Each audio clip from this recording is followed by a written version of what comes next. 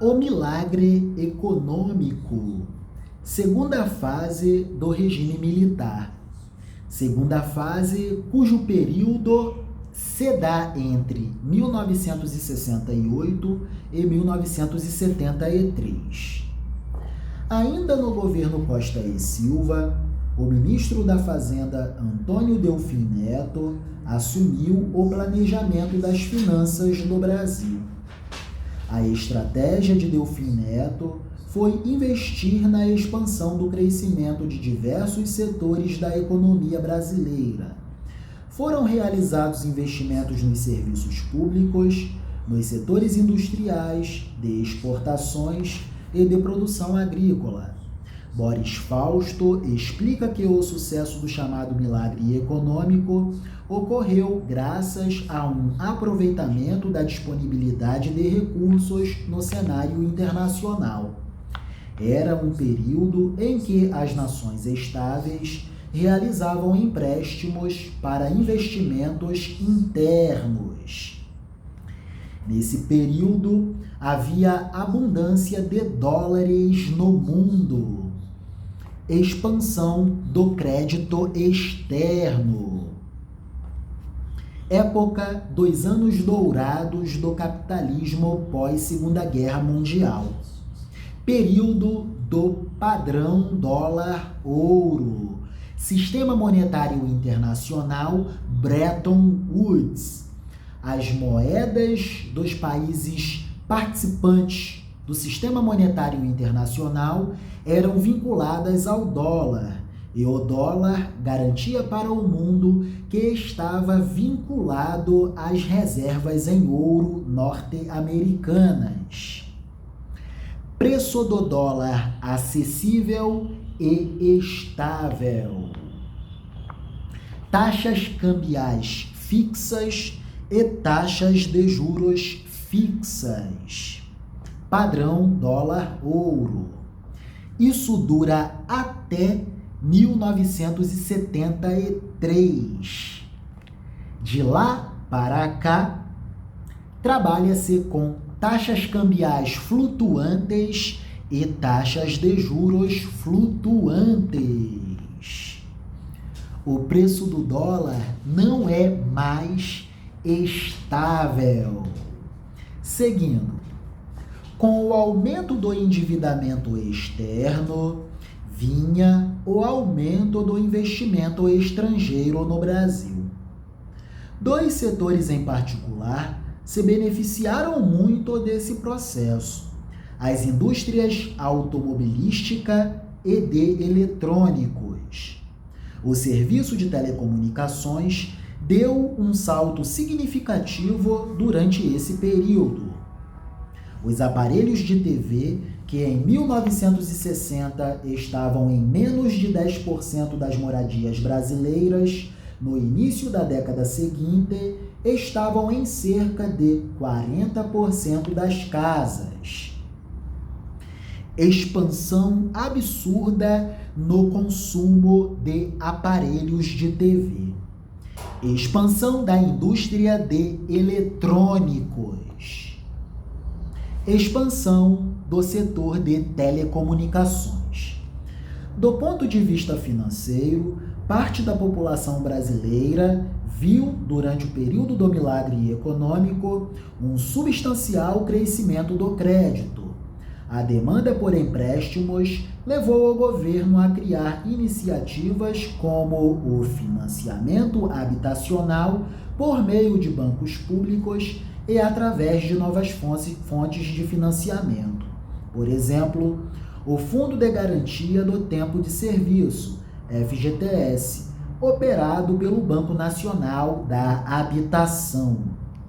Na agricultura, os investimentos resultaram no surgimento da soja como produto de relevância para a exportação e em uma grande mecanização dos processos produtivos de cultivo.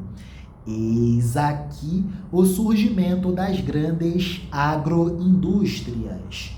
Luiz Aranha Correia do Lago, ao avaliar os efeitos do milagre econômico, relaciona o crescimento das exportações a uma nova onda de industrialização, especialmente no campo, o surgimento das grandes agroindústrias. A demanda dos setores ruralistas teve um forte impacto nas estratégias econômicas do governo, com resultados positivos nas vendas de tratores e de colheitadeiras. Houve também uma ampliação expressiva no número de empregos entre 1967 e 1973, provocada também e principalmente pela contenção de benefícios salariais e redução de direitos trabalhistas. A inflação, responsável pelos pesadelos dos líderes nacionalistas antes de 1964, beirava agora, no período do milagre econômico, os 20% na base anualizada. Lago afirma que os militares estavam dispostos a conviver com esses números, desde que o ritmo de crescimento nos preços de produtos básicos apresentasse queda, como apontado pelos levantamentos da equipe de Delfim Neto. O milagre econômico também foi alvo de duras críticas por provocar um crescimento desigual na qualidade de vida da população brasileira, principalmente entre os trabalhadores assalariados. Porque em todos os programas econômicos durante o regime militar, os trabalhadores tiveram seus salários aviltados e seus direitos trabalhistas reduzidos. A inflação, responsável pelos pesadelos dos líderes nacionalistas antes de 1964, beirava agora, no período do milagre econômico, os 20% na base anualizada. O milagre econômico também foi alvo de duras críticas por provocar um crescimento desigual na qualidade de vida da população brasileira. Segundo Luna e Klein, as políticas salariais restritivas impediam os trabalhadores de desfrutar do crescimento das finanças e do PIB no país. Produto Interno Bruto crescendo e os salários dos trabalhadores se encolhendo. PIB crescendo, salários decrescendo. Não faz sentido. A ausência de uma prática sindical que foi proibida pelo governo, assim como a realização de greves e campanhas salariais, anulava a capacidade de as classes trabalhistas lutarem na legalidade por reajustes inflacionários em seus vencimentos. Em resumo, a economia milagreira do Brasil acabou por ampliar o quadro de desigualdade social. Quem se beneficiava da distribuição de renda era o grande empresariado industrial e também era o grande empresariado agrícola, que participavam das políticas de investimentos e das políticas creditícias nacionais. Nesse período, o país se tornou uma das 10 maiores economias do mundo, título que ostentava em propagandas oficiais. Período do milagre econômico.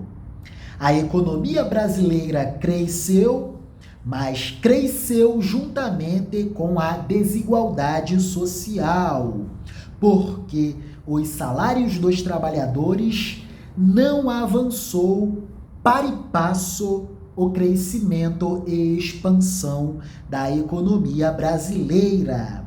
Economia crescendo e salários se encolhendo, e a inflação tendendo ao aumento.